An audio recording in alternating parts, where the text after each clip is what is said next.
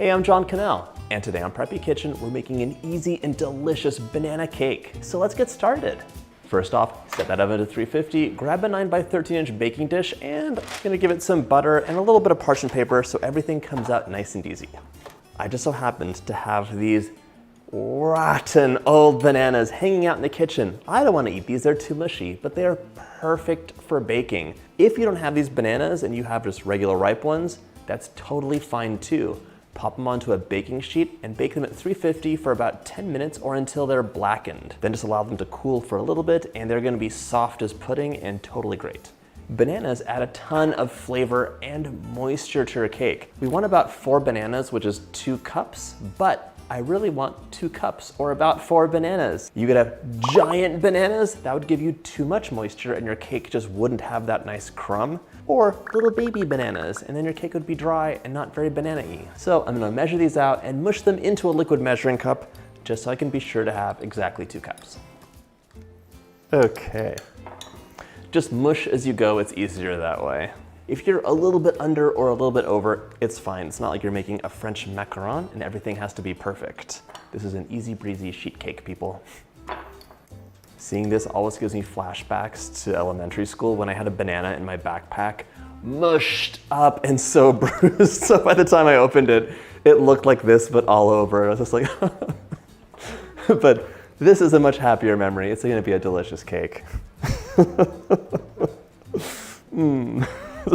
Those school lunches didn't always hit right. Little baby Johnny didn't know about using them for banana cake. Let's see what we got here. Well, that looks like it's just about 2 cups. Perfect. Into a medium bowl, I'm gonna add all of my mushed up banana.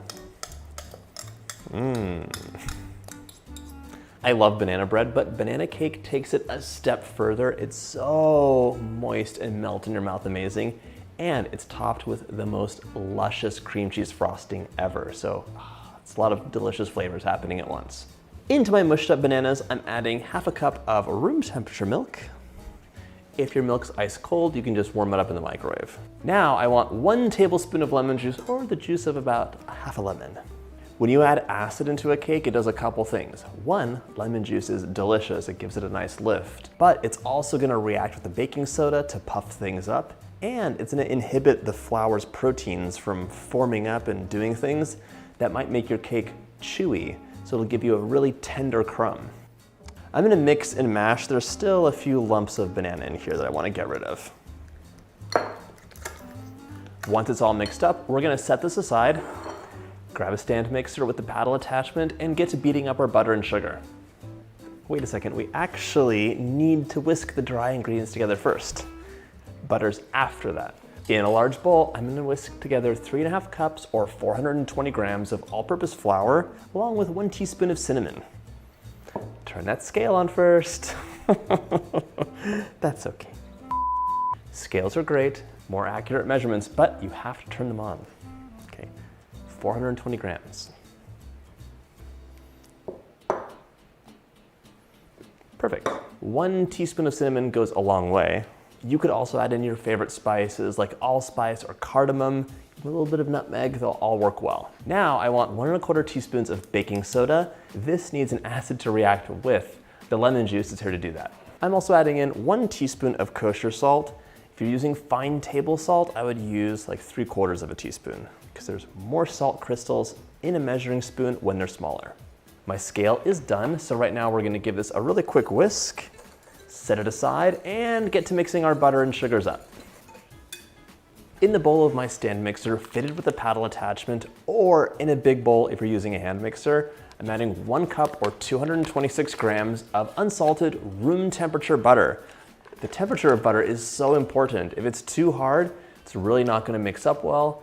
If it's too soft, you won't be able to fluff it up and aerate it, so your cake is gonna be leavened, light, and airy.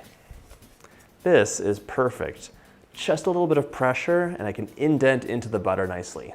In you go for just a little bit of creaming, like 30 seconds on high. That'll give the butter a head start, and then we can add our sugars. I'm using both brown and white sugar for this, and the white sugar is amazing, but the brown sugar is even more delicious and has a slightly acidic nature, which again will react with the baking soda. I want 1.5 cups or 300 grams of granulated sugar. In you go. Now we're gonna add in 1 cup of packed light brown sugar.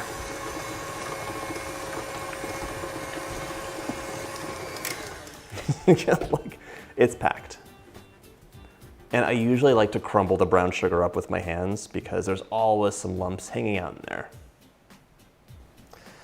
All right, I will be scraping the bowl down a couple times. Might as well start now. I'm gonna mix this on medium-high for about 4 minutes until it is light and fluffy. I'll show you what that looks like. While that's mixing up, I'm cracking 4 large eggs into a bowl. These are room temperature as well. Room temperature ingredients are really great for cakes. 1, because they mix well together. And 2, if you're adding in ice cold ingredients in your oven, oh my gosh, that center is gonna take so long to bake. By the time it's done, the outside of your cake will be crispy and kind of burnt. Okay, look at the difference just a few minutes makes. This to me looks like peanut butter frosting. It's so light and fluffy. We beat a lot of air into here, and now, along with the baking soda, your cake is just gonna be fluffy and amazing. Reduce speed to medium. I'm adding my eggs in 1 at a time. Just give them a couple beats to mix in well, and then, yes, you will be scraping that bowl down at least once in the whole egg process. If you just dump your eggs in, you can get like a kind of cottage cheesy texture, and there's just too much liquid all at once to absorb into your butter. Speaking of butter, I have like a wall of packed butter on the side of my mixer, and the inside is a soup of eggs. So we really need to scrape that down. You want a homogeneous mixture that's the same throughout. Back to mixing. More eggs. I'm also mixing in 1 tablespoon of vanilla, that's 15 mils. It's my homemade batch. This, by the way, is a great party cake. And speaking of peanut butter, because it looks like peanut butter to me, you could add a few tablespoons of peanut butter into the mix and maybe 1/4 to 1/3 of a cup of peanut butter into the frosting for a peanut butter banana cake if you want. You would just add that peanut butter in with the butter at the beginning of this part. This looks great. I'm gonna add my flour and my banana milk mixture in alternating batches, mixing it until it's almost combined. There we go. I'm aiming for 3 batches of dry and 2 batches of wet.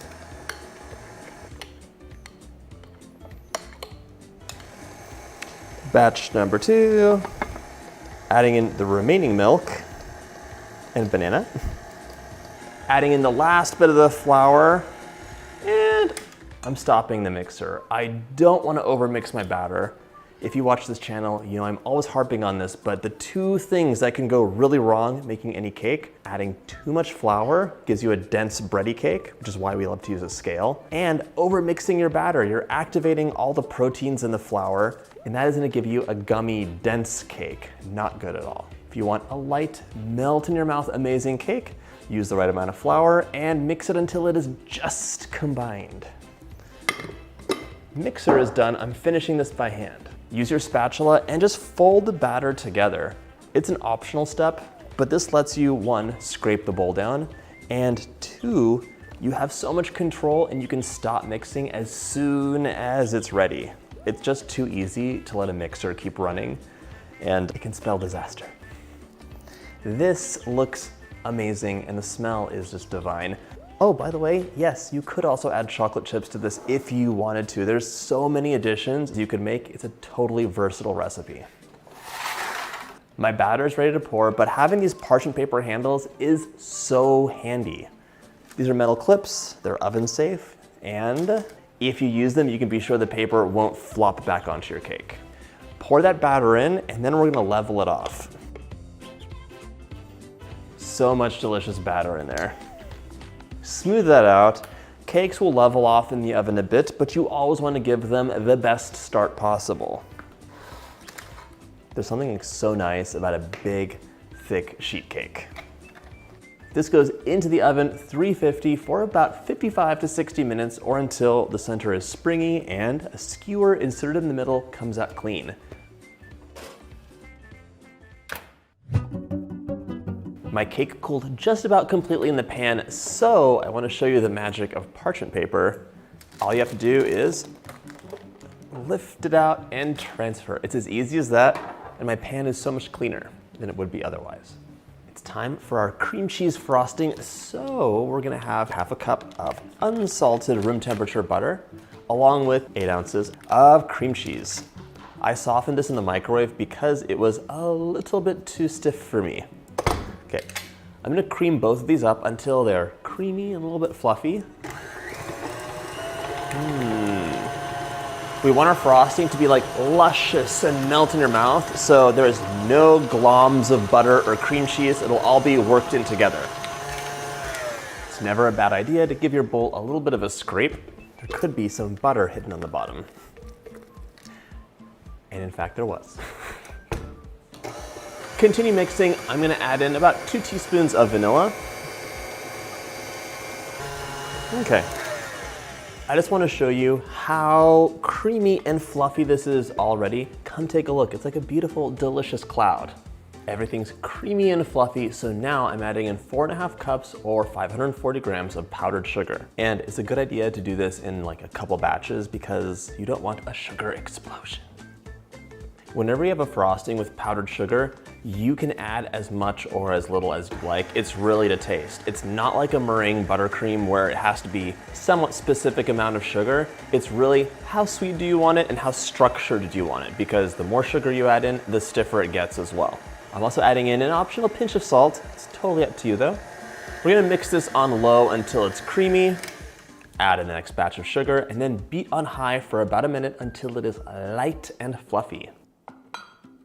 This looks like a mess right now, but mixing will fix everything. So mix on low until the powdered sugar is incorporated, and then move it up to high to medium high to really whip it up for about a minute. It'll smooth out and get more slack and be perfect. Yeah, like already that looks amazing.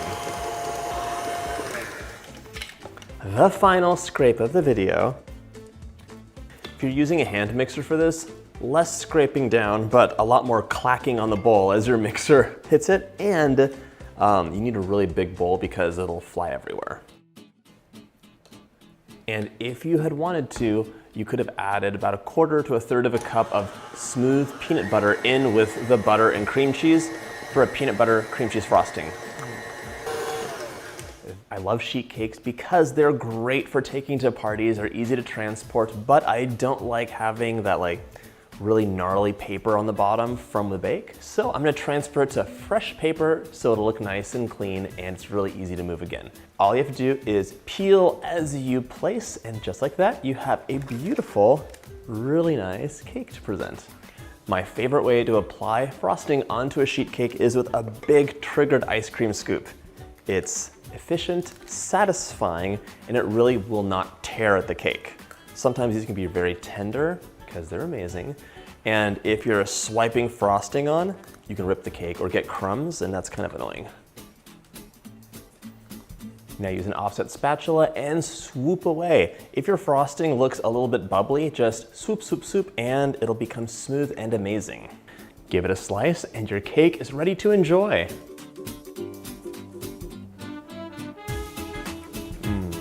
That is a delicious combination of banana, cream cheese, melt in your mouth cake, and luscious frosting. I hope you get a chance to make this recipe, and if you like this video, check out my banana playlist.